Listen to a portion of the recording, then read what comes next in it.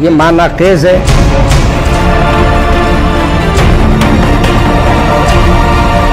Minister साहब से वजाहत तलब करते हैं इस बात की कि आखिर ये चीज़ों को क्यों तलब किया गया। कि जब तक जो है ना इसके जो है ना मामले में तस्वीर नहीं करेंगे, हम इसको मानने वाले नहीं, बायकॉट करेंगे।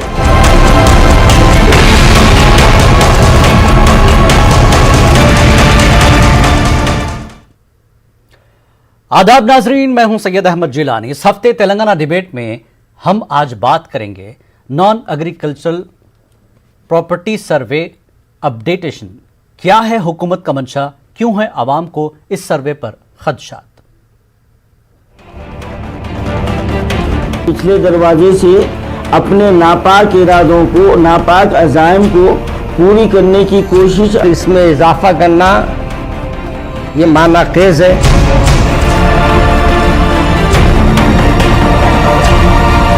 मिनिस्टर साहब से वजाहत तलब करते हैं इस बात की कि आखिर ये चीज़ों को क्यों तलब किया गया।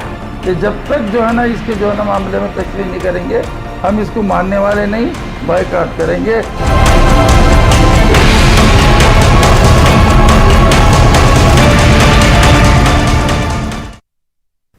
तेलंगाना हुकूमत एक और सर्वे कर रही है, आपको पता होना चाहिए, जिसका नाम है नॉन एग्रीकल्चर प्रॉपर्टी सर्वे अपडेटेशन।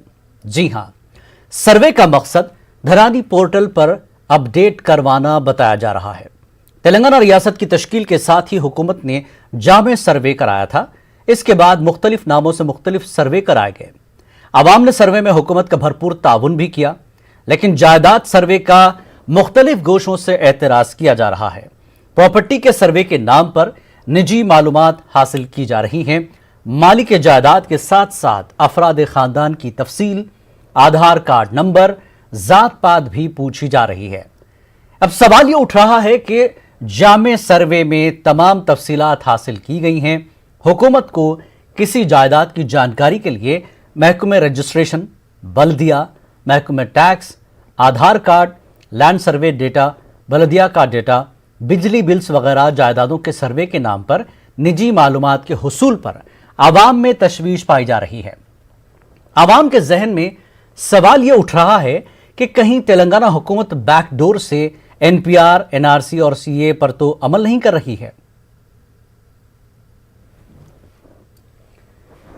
तो इस तरह के सर्वे को लेकर आवाम में मुख्तलिफ शुकोक व शुबहात, जैसा कि मैंने पहले ही बताया कि अगर सिर्फ एक शख्स की यानी जायदाद के मालिक की तफसील चाहिए तो वो पहले से सरकार के पास महफूज है, उससे ये तफसील ली जा सकती है। लेकिन मालिक जायदाद के साथ उसके अफराद ख़ानदान की तमाम निजी मालूमात, जिसमें अकाउंट, बैंक अकाउंट नंबर, आधार नंबर, फ़ोन, इस तरह की तफसीलात हासिल करने पर लोग थोड़ा सा डर और खौफ के माहौल में जी रहे हैं। क्योंकि हालिया जिस तरह के वाक़यात एनआरसी, सीए, एनआरसी, एनपीआर को लेकर काफ़ी जल्द से जुलूस हुए, काफ़ी धरने, काफ़ी प्रोटेस्ट हुए हैं, तो ऐसे में अचानक इस चीज़ का सर्वे होना और इस बारे में कोई ऐलान नहीं, सिर्फ ये बताया जा रहा है कि मालिक जायदाद की तफसील इसमें अपडेट करनी है इस पोर्टल पर। लेकिन जिस तरह की तफसील पूछी जा रही है उससे लोगों में कहीं ना कहीं शक व शुबा पाया जा रहा है कि सरकार आखिर करना चाहती क्या है। तो इन चीज़ों को लेकर सर्वे शुरू हो गया। बल्दिया का महकमा, बल्दिया के मुलाजमीन सर्वे के लिए घर घर पहुंच रहे हैं और लोग उनसे सवाल व जवाब भी कर रहे हैं कि आप ये किस तरह का सर्वे हमारे साथ करना चाहते हैं, क्या है इसकी तफसीलात, और ये तफसीलात आपकी जानिब से पूछी क्यों जा रही है।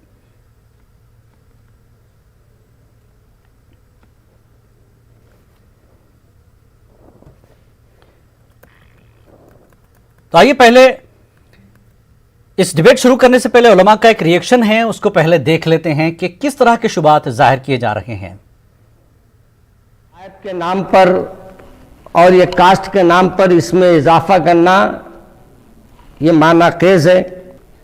फैमिली से आपका क्या ताल्लुक़ है? जब घर के ओनर का नाम आपके पास आ रहा है तो आपको क्या जरूरत पड़ी कि पूरे घर की, पूरे फैमिली का आप नाम लिखे, आधार कार्ड नंबर मांगे और फोन नंबर उनका ले? क्या आप हमारा घर का पूरा हमारा शिजरा बना रहे हैं या क्या कर रहे हैं हमारी हुकूमत वाले, समझ से बाहर है मेरी। मोदी साहब ने ऐलान किया था 15 लाख डालने वाले हैं, तो क्या इन्हें भी 15 लाख डालने वाले हैं? अगर डालने वाले हैं तो अपना नाम देंगे जरूर, अपना अकाउंट भी देंगे नंबर। जो काम हो रहा है ये एनपीआर का दूसरा है, सीए के तौर पे ये काम हो रहा है। बल्दिया के मिनिस्टर साहब से वजाहत तलब करते हैं इस बात की कि आखिर ये चीजों को क्यों तलब किया गया, क्यों मांगा जा रहा है। ये जब तक जो है ना इसके जो है ना मामले में तशरीह नहीं करेंगे, हम इसको मानने वाले नहीं, बायकॉट करेंगे। हमने पूरे तेलंगाना में कह दिया जहां जहां से मुझको फोन आया है। और इस मामले पर बात करने के लिए हमारे साथ कुछ खास मेहमान फिलहाल जुड़ गए हैं। मजलिस बचाओ तहरीक के अमजदुल्ला खान खालिद और तेलंगाना कांग्रेस के तर्जुमान सैयद निजामुद्दीन, आप दोनों का खैर मकदम है। दोनों मेहमान फिलहाल जुड़ चुके हैं। अमजदुल्ला खान खालिद, जिस तरह से शक व शुबात जाहिर किए जा रहे हैं, सरकार ने एक पोर्टल बनाया, उस पर तफसील ली जा रही है, क्या ये वाकई डर और खौफ की वजह बन रहा है ये सर्वे, और क्यों बन रहा है? क्यों शक व शुबा सरकार के काम पर हर बार आप करते हैं?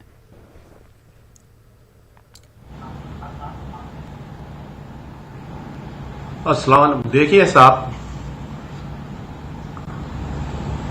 जी हेलो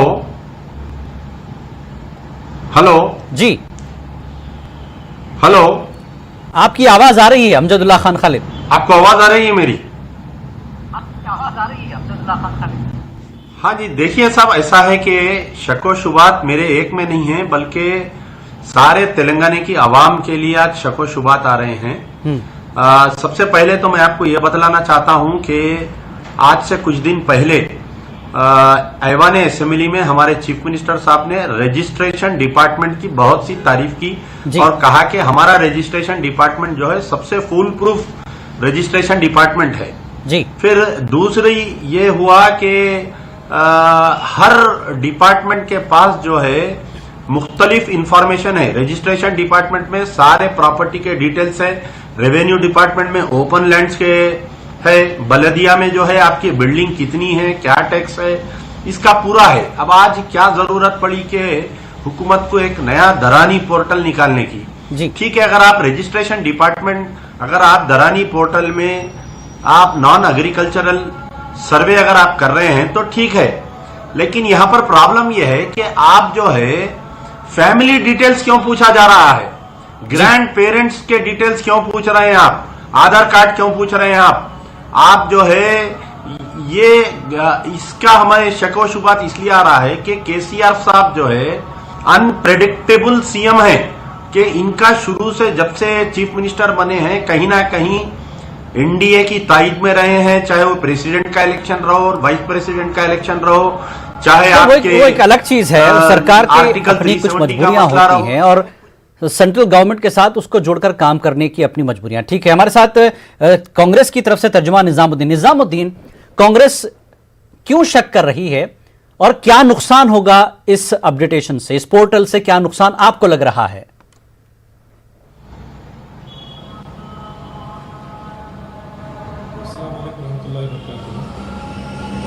देखिए, इस तरह के सर्वे जो है जब 6 साल पहले जो हमारे इंटेंसिव सर्वे भी किया गया था जी, इस तरह के इंफॉर्मेशन जब भी लिए थे, ये इंफॉर्मेशन लेके केसीआर साहब ये बोले थे कि जो है हम ऑनलाइन इंफॉर्मेशन अवेलेबल रखेंगे और जो है इस इंफॉर्मेशन से हम आवाम को बेनिफिट देने की कोशिश करेंगे। लेकिन वो इंफॉर्मेशन आज तक आवाम आज ऑनलाइन पे नहीं रखी गई और उस इंफॉर्मेशन के जरिए किसी आवाम को फायदा नहीं पहुंचाया गया। एक ही फायदा मेरे को यह दिखा के केसीआर साहब को अपनी पॉलिटिक्स में किस तरह से वोटर के करीब होना और वोटर वोट ले लेना, यानी कौन से टाइम पे क्या करना, यानी पूरी इंफॉर्मेशन वो पॉलिटिकली यूज हुई लेकिन पब्लिक के आवाम की बेनिफिट के लिए कहीं भी यूज नहीं हुई। अब रही बात ये धरनी की जो बात है, प्रॉपर इंफॉर्मेशन की वो लोग बात कर रहे हैं कि उनके पास पूरी इंफॉर्मेशन है।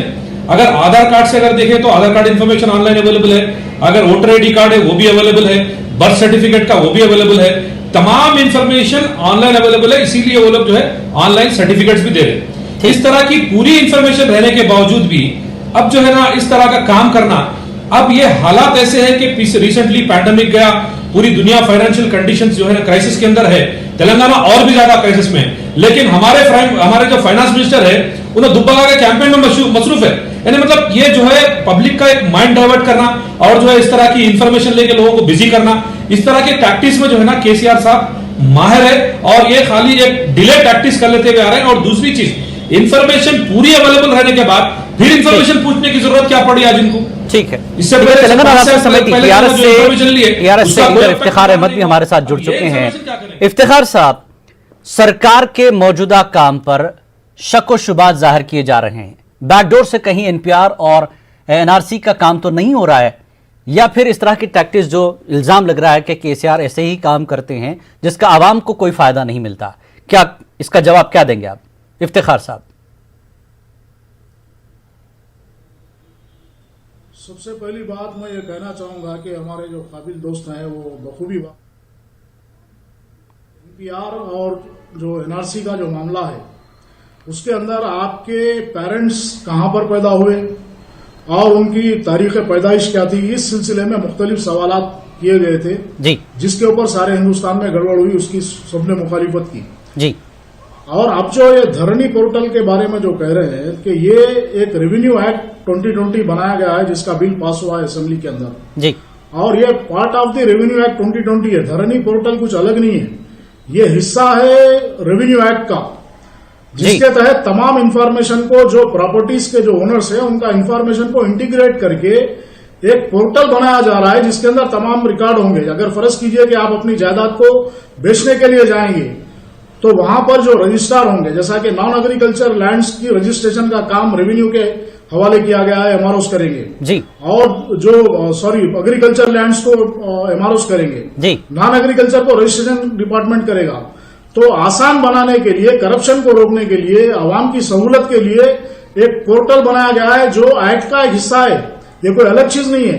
इसके अंदर जहां तक अभी हमारे काबिल दोस्त ने कहा कि बाप दादा की या ग्रैंड पेरेंट्स की पूछ रहे हैं, अगर आप उस वेबसाइट में अगर जाके देखें तो उसके अंदर ओनर का नाम पूछा जा रहा है, ओनर का आधार कार्ड है, और फैमिली के अंदर स्पाउस का नाम पूछा जा रहा है कि भाई स्पाउस का नाम क्या है और उनका आधार कार्ड क्या है। अगर आप बच्चों के नाम नहीं लिखाना चाह रहे तो उसके अंदर कोई मैंडेटरी नहीं है कि आप लिखाएं। नहीं, मगर ये होता है कि जब विरासत का ये मसला जो है, दोनों मेहमान तो हैं अमजदुल्ला और निजामुद्दीन का जी सवाल यही है कि आप ओनर की डिटेल ले लीजिए और ये पहले से आपके पास है, फैमिली की डिटेल क्यों?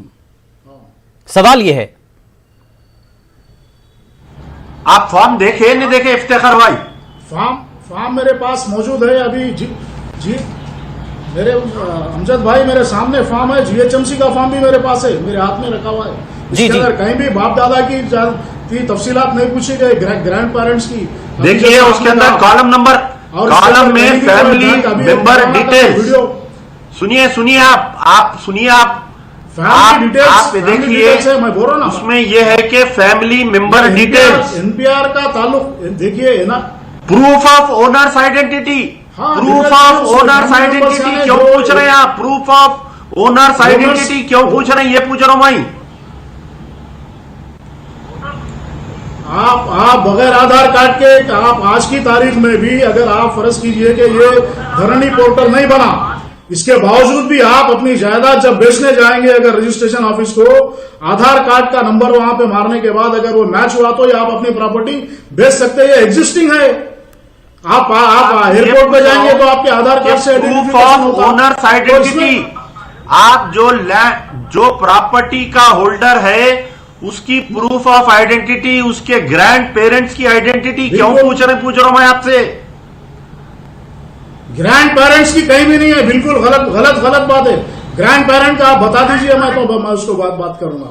कहीं भी ग्रैंड पेरेंट का नहीं पूछ रहे, ना एग्रीकल्चर में पूछ रहे हैं, ना एग्रीकल्चर बात कर रहा हूं। नहीं, गलत है साहब। वो आप ऑनलाइन मेरी प्रॉपर्टीज मेरे सामने जो है लैपटॉप में इसके अंदर कहीं भी ग्रैंड पेरेंट्स का कहीं भी जिक्र नहीं है साहब। नहीं, आप मेरे पास, मैं खुद अपलोड किया हूं, मेरे पास ये ऑनलाइन अपडेशन का रिकॉर्ड है। इसके अंदर कहीं भी ग्रैंड पेरेंट्स के बारे में नहीं पूछा गया है।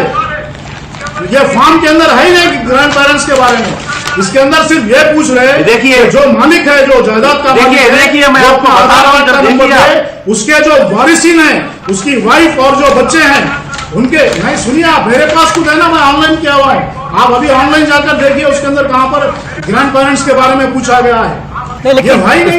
इफ्तिखार साहब, देखिए, अगर ऐसा नहीं है, ऐसा नहीं है तो फिर लोगों में ये शक व शुबात क्यों पैदा हो रहे हैं?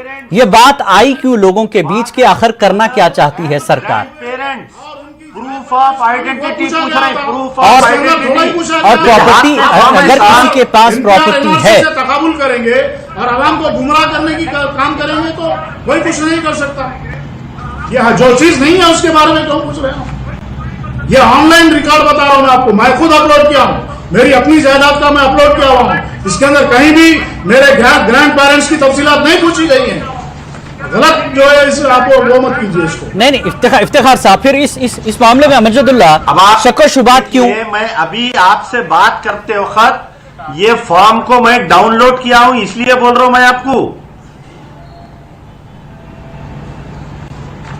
मैं ऑनलाइन अपलोड किया अमजद साहब। आप मेरी अपनी देखिए, जब प्रॉपर्टी का रजिस्ट्रेशन होता है, आप आधार कार्ड की कॉपी, ग्रैंड पेरेंट्स के तफसीलात बताने प्रॉपर्टी की। के रजिस्ट्रेशन के वक्त आप जो है आप फिंगरप्रिंट्स ले रहे हैं ओनर्स के, बेचने वाले इफ्तिखार साहब, ओनर का पता ही नहीं ठीक है, अब्दुल्लाह, एक सेकंड, इफ्तिखार साहब, किसी से ज्यादा खरीद रहे हैं। इस पोर्टल की आप चूंकि सरकार की नुमाइंदगी कर रहे हैं, सरकार की नुमाइंदगी कर रहे हैं, आप इस पोर्टल की तफसील बताइए कि फॉर्म है क्या, क्या क्या पूछा जा रहा है, क्योंकि मीडिया में तो ऐसी चीजें आ रही हैं, लोग डर रहे हैं इस चीज से।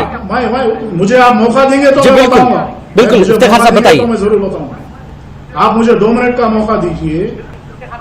सुनिए आप, ये क्या एक्चुअली क्या था, जो रेवेन्यू लॉस के अंदर जो वीआरओस का जो था एग्रीकल्चर लैंड्स के अंदर, उसके अंदर पहानीस के अंदर और जो रेवेन्यू रिकॉर्ड्स के अंदर वीआरओस इतनी गड़बड़ करते थे कि ओनर को पता ही नहीं चलता था कि उसके जो कॉलम्स के अंदर, यानी काश्तकार के कॉलम के अंदर और ओनर के कॉलम के अंदर मुख्तलिफ नामों का इंदराज करके वो लोग जो है करप्शन के अंदर इन्वॉल्व थे और ओनर जो है अपने हुकूक से महरूम हो रहा था। तो आज जो है हुकूमत चाह रही है कि अगर आप ओनर हैं तो उसका आइडेंटिफिकेशन हो जाए तो वो ओनर ही जो है अपने वारिसिन को उसके अंदर बता सकता है और म्यूटेशन हो सकता है। तो ये जो एग्रीकल्चर लैंड्स के जो ओनर है उनके लिए सेफ्टी है और जो नॉन एग्रीकल्चर लैंड्स के भी जो ओनर्स हैं उनके लिए भी एक अच्छा इकदाम है ये। जी, इसके अंदर सेफ साइड है। लेकिन जब कोई प्रॉपर्टी रजिस्टर्ड होती है, चाहे वो एग्रीकल्चर की हो या नॉन एग्रीकल्चर हो, ओनर की तस्वीर रजिस्ट्रेशन ऑफिस में पहले से मौजूद होती है और उसकी कुछ तफसीलात पहले से, जब आधार नहीं बना था तब भी तफसीलात होती थी। एग्रीकल्चर लैंड्स में आबाई जायदादें जो एंसेंट्रल प्रॉपर्टीज हैं वो काफी हैं जी। कई लोगों के पास सिर्फ जो है पहानी की तफसीलात है, किसी के पास पट्टा पासबुक है, किसी के पास नहीं है और उसके अंदर कोई ओनर है तो फिर काश्तकारों के नाम पे जो है दूसरों के नामों का इंदिराज, ये तो आम बात है, सबको मालूम है जी। तो इस तरह का जो गबन हो रहा है, जिस तरह का जो माहौल जो विलेजेस के अंदर फार्मर्स के साथ नाइंसाफी हो रही है जी, तो उसको दुरुस्त करने के लिए एक एक्ट बनाया गया जिसका नाम रेवेन्यू एक्ट 2020 है जी। उसके तहत धरनी पोर्टल है। धरनी पोर्टल अपडेट होने के बाद यानी ये बात क्लियर हो जाएगी और किसी को इख्तियार नहीं रहेगा।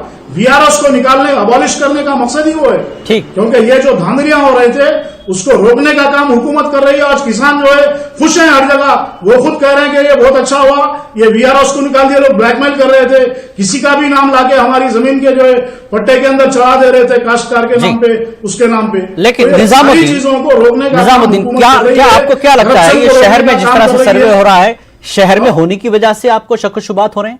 क्योंकि शहर में तो कोई एग्रीकल्चर लैंड का ओनर होगा या नहीं होगा पता नहीं, शहर में तो कई लोगों के पास घर भी नहीं है अभी।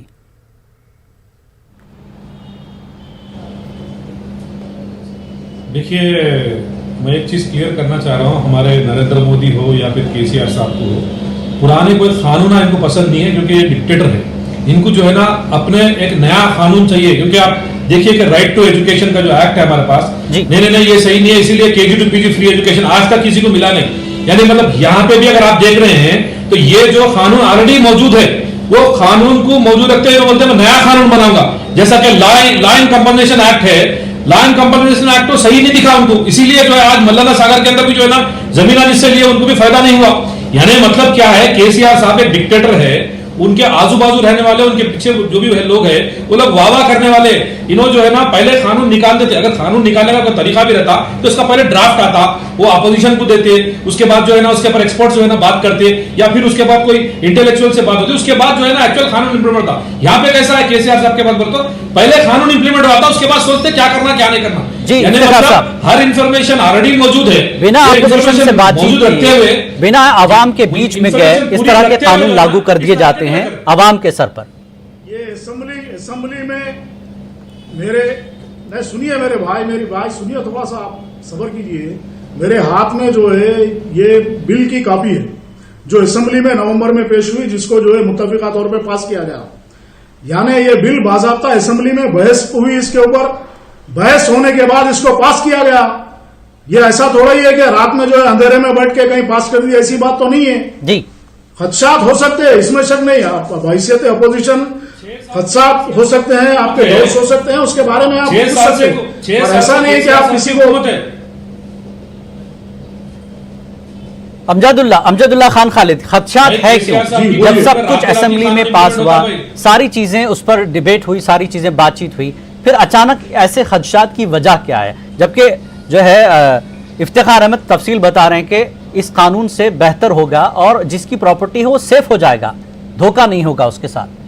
अमजदुल्ला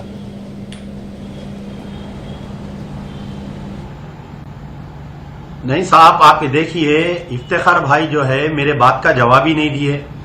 मैं उनसे ये पूछ रहा हूं कि आप जो है कास्ट और रिलीजन क्यों पूछ रहे हैं? पहली चीज देखिए, आपके सीरियल नंबर मैं 1 ओनर नेम जी, 2 ओनर पासपोर्ट साइज फोटो, मैं आपके एक सवाल का जवाब दे रहा हूं।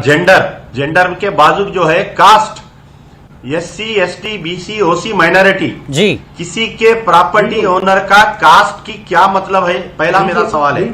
ठीक है। दूसरी चीज, आप मोबाइल नंबर 5वां पूछ रहे हैं, आधार कास्ट का कार्ड, मतलब आधार ये कार्ड है का कि क्या जरूरत है ये बताइए आप मुझे। फिर उसके बाद में जो है आप ये पूछ रही 11 नंबर पे फैमिली डिटेल्स के क्या मायने हैं साहब? ठीक है, आपका जवाब फादर, मदर, वाइफ, हस्बैंड, सन, ग्रैंड पेरेंट्स।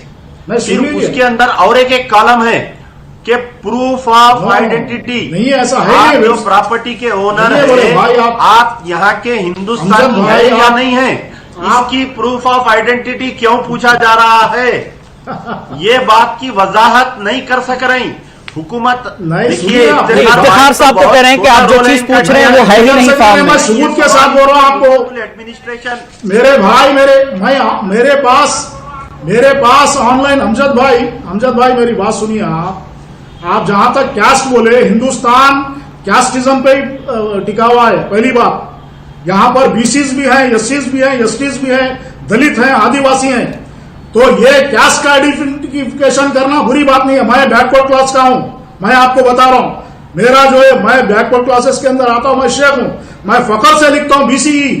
मैं ये नहीं बोलता कि मैं माइनॉरिटी हूं या मैं फॉरवर्ड कैस्ट का हूं। तो कैस्ट बताना कोई बुरी बात नहीं है, बता रहा हूं मैं आपको। ये इसलिए लेकिन इफ्तिखार साहब, पहले से एक सवाल यही है दोनों का, निजामुद्दीन और अमजदुल्ला खान खालिद का सवाल यही है कि पहले से सरकार के पास डेटा मौजूद है मालिक जायदाद का, फिर इसमें मजीद करवाने की जरूरत क्या है? प्रूफ ऑफ आइडेंटिटी क्यों पूछ रहे हैं? क्या वजह है? लैंड इसलिए पूछ रहे हैं ताकि लैंड ओनर कल के दिन अगर जमीन बेचने जा रहा या प्रॉपर्टी बेचना चाह रहा तो वही लैंड ओनर वो प्रॉपर्टी को बेच सकता। कोई दूसरा जो है अमजदुल्ला खान साहब की फोटो लगा के डुप्लीकेट अमजदुल्ला खान आपकी प्रॉपर्टी को नहीं बेचना। इसीलिए आपकी प्रॉपर्टी को सेव करने के लिए आपका आइडेंटिफिकेशन पूछा जा रहा है। जी, अमजदुल्ला खान क्या कहेंगे आप? ये सिर्फ आपकी जायदाद को महफूज करने के लिए कानून है। डिपार्टमेंट में आप थंब इंप्रेशन ले रहे ना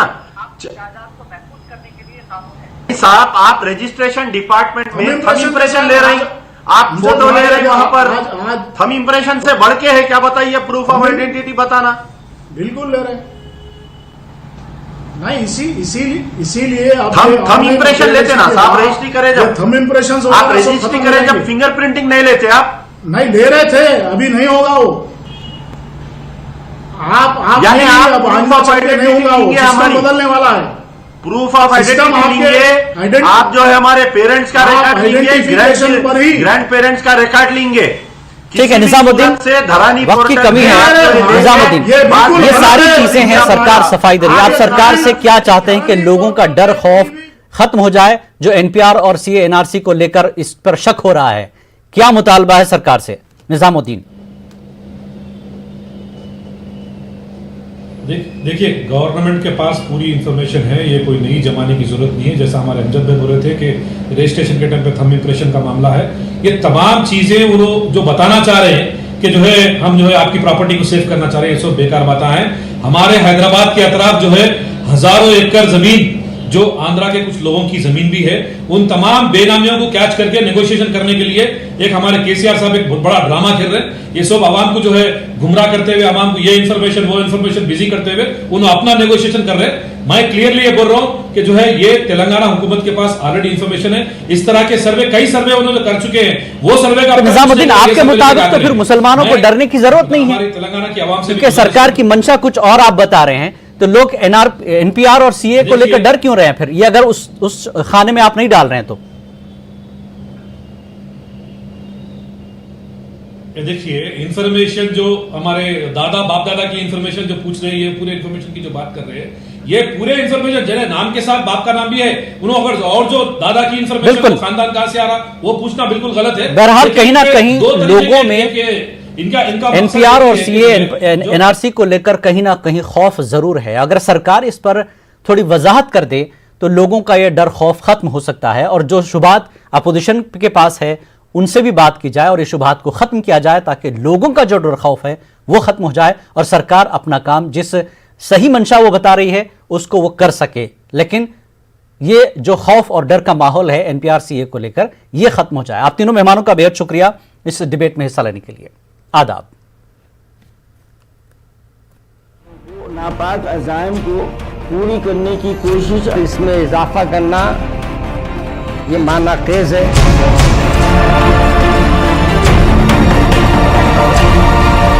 मिनिस्टर साहब से वजाहत तलब करते हैं इस बात की कि आखिर ये चीज़ों को क्यों तलब किया गया।